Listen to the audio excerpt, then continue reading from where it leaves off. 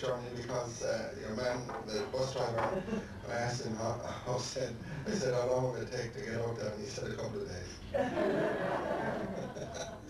So anyway, what I want to say is this is a fantastic enterprise. It's a great credit to everybody that's involved. But more than that, I think it's a credit to the community. And I was glad to read from Michael. He was talking about syllables, and he says that members of syllables, the Inchicore Writers Group, that they'll be reading from a selection of their work. Now, with the books that he sent me, he sent also pictures or artwork by himself, Michael O'Flanagan, and it's really beautiful, imaginative, colourful paintings or drawings, certainly terrific expression. And Rossa Nolan, who is somewhat darker, and at the same time has a kind of unbridled sensuality in his imagination, which is very interesting. A mixture of skeletal austerity and wonderful early morning promise is how I describe it, not to mention midnight. And then there is Carl Judge, who is the person that these two books have in common, apart from other things. Carl Judge has done a wonderful service in illustrating the two books, and he has done something which an artist, I would imagine, finds hard enough to do, and that is that he has suspended perhaps some of his own tendencies in order to surrender to the spirit of the two books, to illustrate what they want to say. There's always a clash, a conflict, a collision between what one artist wishes to say in his own medium, i.e. in painting, and what another artist in poetry and words wishes to say. It's a very strange area, and I think that Carl Judge is to be highly praised for the way in which he illustrates the spirits of these two books. So, thank you very much, Mr. Judge.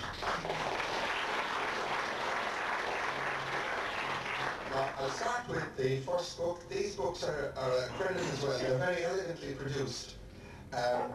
It's a wonderful thing, you know. I was around last year. I went off to Japan, and I was down over in America, and I went to Greece, and nowhere did I find the same interest in poetry that there is in Ireland. It's the only reason. I mean, it's extraordinary. I come originally from the country, and there is a very kind of ambiguous attitude to poetry. When you go home, your brother would say, did you give it up yet? And your mother would say, are you getting the sense? But at the same time, they actually do encourage you. And I think it's a sign, in my own view, I think poetry is the mother of religion. I think it was there, like the Bible is poetry before it is religion. And religion is descended from the poetic impulse in men and women. They mightn't even admit it, some of them mightn't even recognize it. But basically, poetry it's a celebration of yourself as a human being. And that's what Ireland still has. A lot of other countries are losing it. And that's why there is war and destruction and hatred and cynicism, where you lose the sense of yourself as a being worth celebrating in a great pub like this, out of it. Then I think that the poetry dies in the community. And poets are only focuses or foci or concentrated points for the expression of things that exist. Now, at the same time, it's more complicated than that, because a poet can flirt with despair, and he can say things that people suffer very quietly in themselves. Such a poet is to be quiet now. Michael O'Flanagan.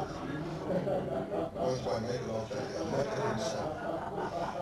Now, he's an interesting poet because Michael, under that chirpy exterior, is talking about strange things. He says, the poems in this booklet are not an attempt to depress the reader or induce a torpor of despair. Rather, they are an attempt to cast out the devil by speaking its name. I think that's very brave, because an awful lot of people, you see, a lot of people wouldn't admit what's in them. And I think that that's the disease of respectability that I have often mentioned about my own part of the world, that's down in Kerry, and you get it in parts of Dublin as well. It's a genuine disease. It's pretending to be something that you're not, or to be feeling something that you're not. And you find yourself at it. And And the minute you do find yourself at it, you should say to yourself, I'm at it. And stop it. And he says then, like, he has many of these poems in which he does actually deal with the ways in which people exploit each other emotionally. And I'll read you one poem. It's called The Sentence.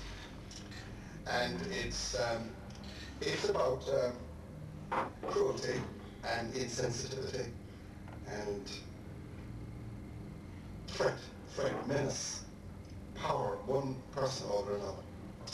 The sentence.